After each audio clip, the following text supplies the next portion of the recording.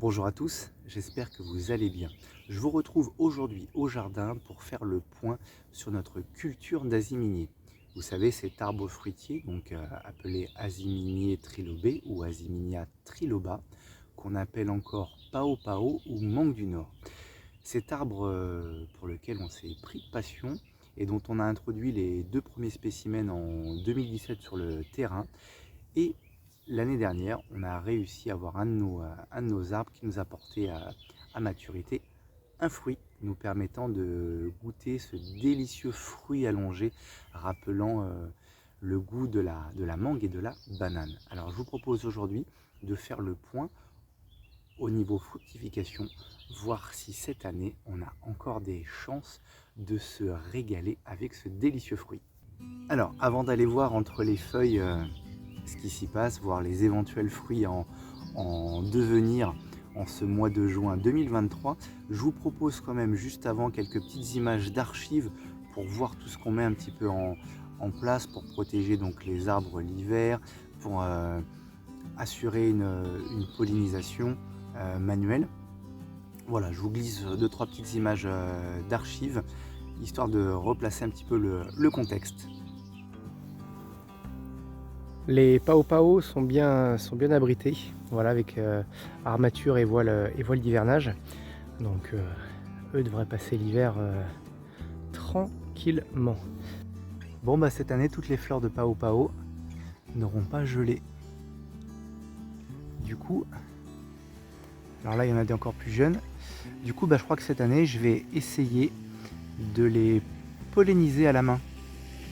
Et du coup, je me suis équipé de mon petit coton de tige. En saison, je garde l'armature de ces structures et je garde le capuchon, le sommet des voiles d'hivernage pour garder de l'ombre sur les arbres, puisque naturellement, ce sont des arbres qui poussent en forêt à l'ombre sous la canopée. Bon, ce matin, en allant voir les Pao Pao, je vais m'apercevoir que sur cet arbre, il ne me reste plus qu'un fruit. L'instant est solennel.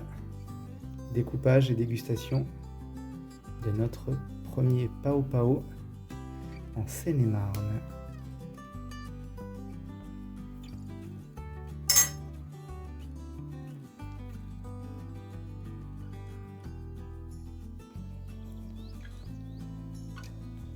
Nous voici devant l'un de nos deux asiminiers de la variété Prima. Donc ça, c'est celui qui nous avait offert son premier fruit l'année dernière.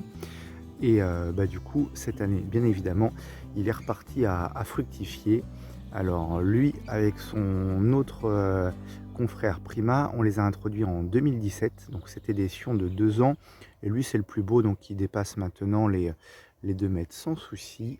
Et alors, pour cette année, attention les yeux, il y a du fruit, il y a du fruit, il y a du fruit. Alors, voilà, ça c'est magnifique comme tout. J'en ai compté une dizaine. Hop, alors ça se cache bien entre les feuilles. Voilà.